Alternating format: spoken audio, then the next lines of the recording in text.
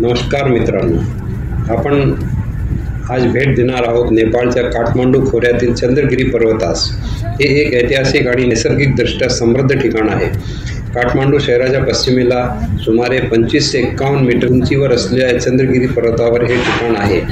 या ठिकाणाचे धार्मिक, ऐतिहासिक आणि पर्यटनदृष्ट्या मोठे महत्त्व आहे। काठमांडूपासून 15 किलोमीटर अंतरावर चंद्रगिरी पर्वत आहे। टॅक्सी, बस किंवा बाईकने सहज जाता येते। चंद्रगिरी केबल कारने 10 ते 15 मिनिटात शिखरावर पोहोचतो। या पर्वतावर भालेश्वर महादेव मंदिर आहे।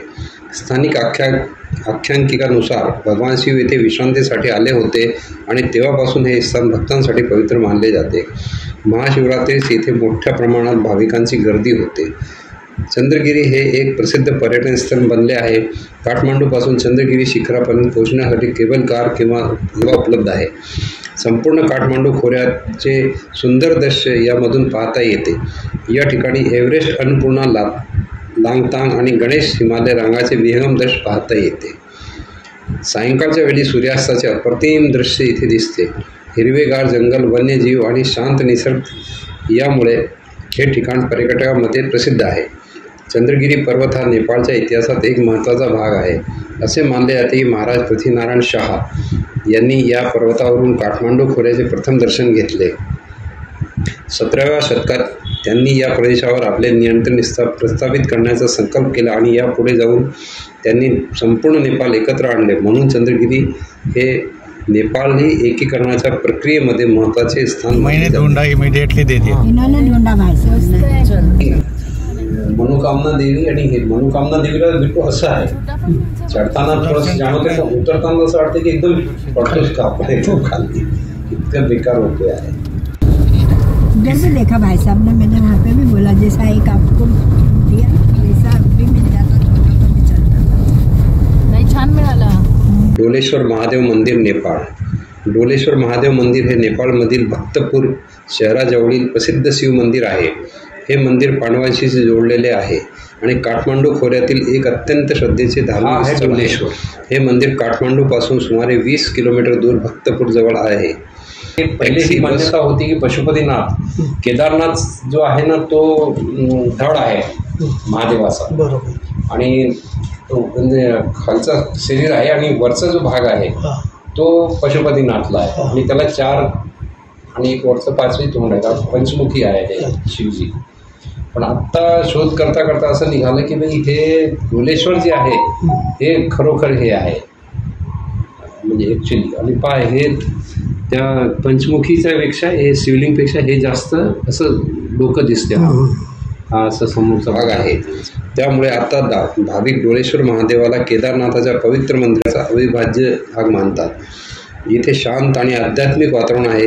हे मंदिर एक निसर्गरम्य ठिकाणी स्थित शिवभक्त आणि साधकांसाठी हे एक आदर्श ध्यानधारणा केंद्र आहे। जर एखाद्याला केदारनाथला जाणे शक्य नसेल तर तो येथे येऊन शिवपूजा करू शकतो। मंदिराच्या गर्भगृहात स्वयंभू शिवलिंग आहे। इथे महाशिवरात्री आणि सोमवारी हजारो भक्त दर्शनासाठी येतात। मंदिराच्या आसपास सुंदर पर्वत हिरवळ आहे जे पर्यटकांना आकर्षित करते। काठमांडूपासून काही अंतरावर असल्याने खूप लोक भेट देतात।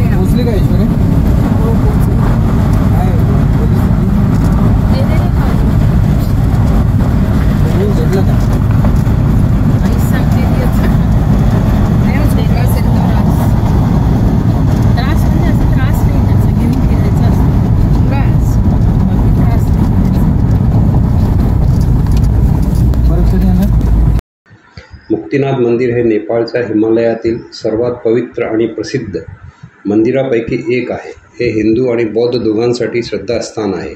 हे नेपाळच्या मुस्तांग जिल्ह्यात समुद्र सपाटीपासून सुमारे 3800 मीटरवर वसलेले आहे। हे श्री विष्णूचे एक प्रमुख तीर्थक्षेत्र मानले जाते आणि मुक्ती मिळवण्यासाठी येथे दर्शन करणे आवश्यक मानले जाते। काठमांडूपासून मुक्तिनाथ मंदिर हे सुमारे 380 किलोमीटर दूर आहे। हिंदू धर्मानुसार मुक्तिनाथ म्हणजे मुक्तीचा स्वामी असे मानले जाते की जो या ठिकाणी येतो आणि दर्शन घेतो त्याला जीवनातील सर्व पापापासून मुक्ती मिळते आणि मोक्ष प्राप्त होतो। महाभारतात सांगितले जाते की पांडवांनी गंगेच्या उत्तर भागात जाऊन मुक्तिनाथ येथे तपश्चर्या केली आणि विष्णूंची पूजा केली। येथे येऊन त्यांना मोक्ष प्राप्त झाला असे मानले जाते की एकेकाळी श्री विष्णूच्या वराह अवताराने या ठिकाणी तपस्या केली. देवी लक्ष्मीने तिथे त्यांची सेवा केली. त्यामुळे या क्षेत्राला विष्णूंच्या 108 दिव्य दिशापैकी एक मानले जाते. मंदिराच्या आवारात 108 पाण्याचा धाराचा एक प्रमुख कुंड आहे.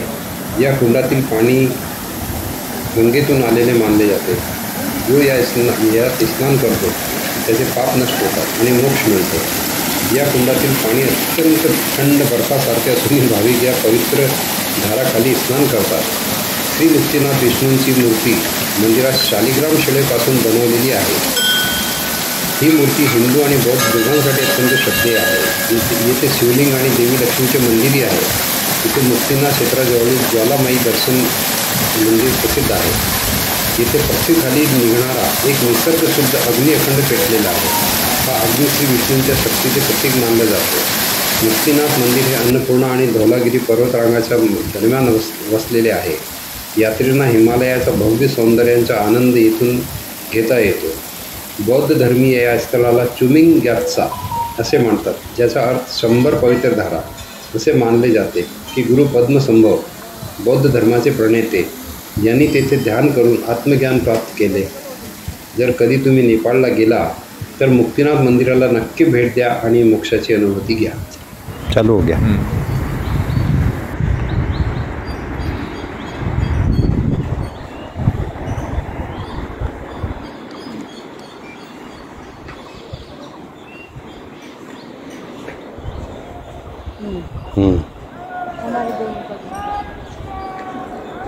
जय श्री राम. जय श्री राम.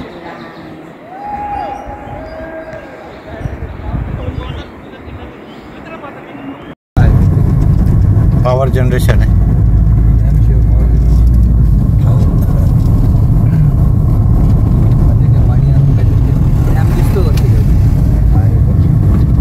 पाईप मोठ्याच्या मोठ्या टाकलेल्या दिसल्या ना, अडवून या लोकांना सप्लाय करत असतील. इलेक्ट्रिसिटी जनरेट करत असतील. इकडे टाक्या नाही ना.